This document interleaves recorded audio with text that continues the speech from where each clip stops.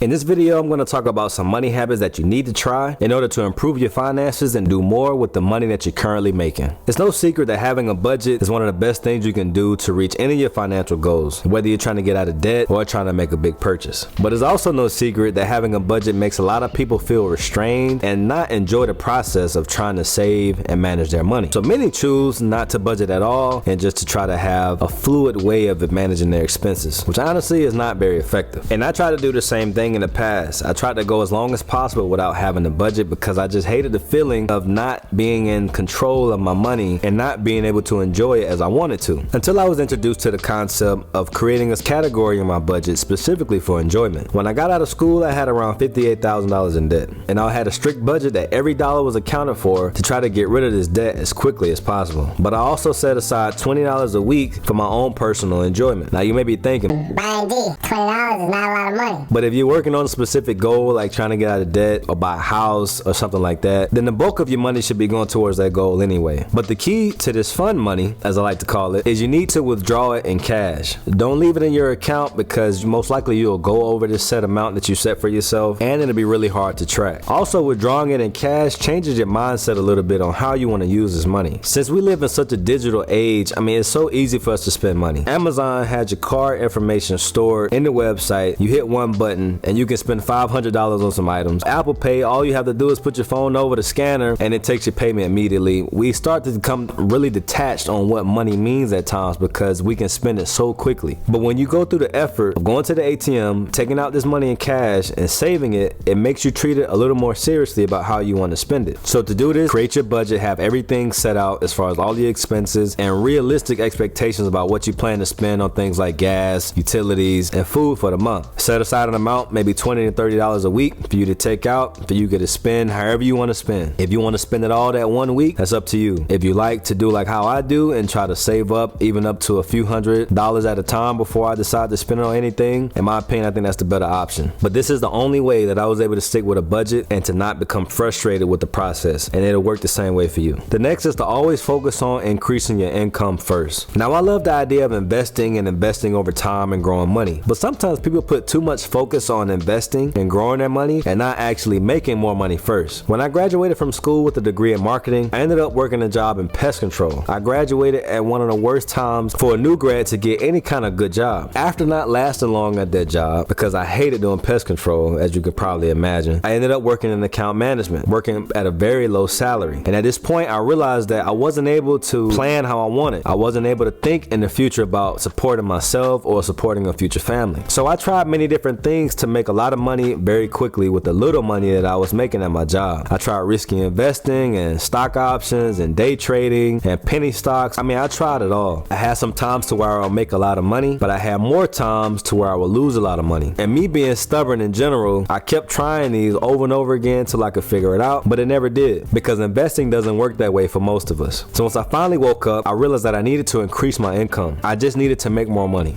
So I had two options. I thought about going back to school for a master's degree and getting into accounting, even though I had no interest in accounting at all. I just knew they got paid, and that didn't last long because I didn't like being in school, and I definitely didn't want to get in more debt again to go back to school to get a job and a career that I probably wouldn't like anyway. The second option was to get into a career or a job to where I didn't need to go back to school, and I just needed to learn a new skill. So I started learning how to code. Around 10 or 11 months learning how to code every single day, and I forced myself into the industry, and I got my first software job. And from there, I was able to build and get more experience and get more and more income every time I move up a level in my career, which means now, I have more money to invest, I have more money to save. There's just increased flexibility overall just because of increasing the income. Now, I'm not telling you to learn how to code and become a software programmer. You don't have to do that. But it is a good idea to look at your current situation and see how you can bring in more money, whether that may be even changing companies if you're not changing careers, or creating some kind of side hustle or something small to start bringing some extra income. This extra income will help to relieve some of the stress that you have and give you more options, especially as you start to try to build it over time. So look at where your interests are and look at the things that you're good at and try to see how you can build it. I know musicians that teach music lessons online. I know personal trainers that have online clients. There are many different ways that you can make money. So the first thing that you want to do, and the only thing that you want to do, is to figure out how you can make more income, and everything else will fall in place after that. And the next part to this is to not focus so much on saving money. Once you have your emergency emergency fund, which is typically around 3 to 6 months, I feel better with 6 months honestly, of your monthly expenses, then you don't really get much more from continuing to save money. Unless you're saving for a big purchase like a house or a car or some big vacation, whatever you may be saving for, that's a one-time purchase. Outside of that, continuing to keep saving money is not going to help you much. A better way to use that extra money is to invest or to create some kind of side business. Investing is one of the best ways to build wealth, and a lot of people avoid it because they don't understand it and it seems very confusing and complicated, which is why I recommend index funds, mutual funds, or ETFs, and you can see that video next to explain the difference between those and which ones are best for you. Another one that's very often overlooked is to keep track and to really pay attention on your taxes, how much money you're getting back in taxes or how much money you're owing in taxes. Before I really understood how taxes work, I thought that getting a big refund was like a gift from the government, which is absolutely not the case. It's a tax refund. The only time you get a refund is if you overpay on something or if somebody owes you something. Tax refunds usually come in play when you're getting too much money withheld from your paychecks compared to the actual tax that you owe. In this case, the government holds this money for the entire year and returns it to you during the tax season. So by receiving a big tax refund, you're pretty much giving the government an interest-free loan on your money. This money could have been used to invest or even just to have extra money on your paychecks or throughout the year to support yourself or your family. And the other side to this is to see how much you're paying or owing in taxes. I started a reselling business in 2017. Last year had a pretty big tax bill and it was pretty painful to pay all of this money at once. So after paying this bill, my wife and I looked into estimated tax payments. Estimated payments work like this. If you think you're gonna owe money at the end of the year for tax season, you have 4 periods throughout the year that you make an estimated payment. Now the government leaves this entirely up to you. They're not gonna do this math for you to see how much you may owe. They give you a simple calculator and you can kind of go from there. So instead of paying a big tax bill at once, you break these payments up throughout the year. Now this serves 2 purposes. The first is obviously it helps to relieve that financial pressure instead of paying a big amount at once. The second is if the government sees that you owe money, they may require you to make estimated payments or you could get a penalty.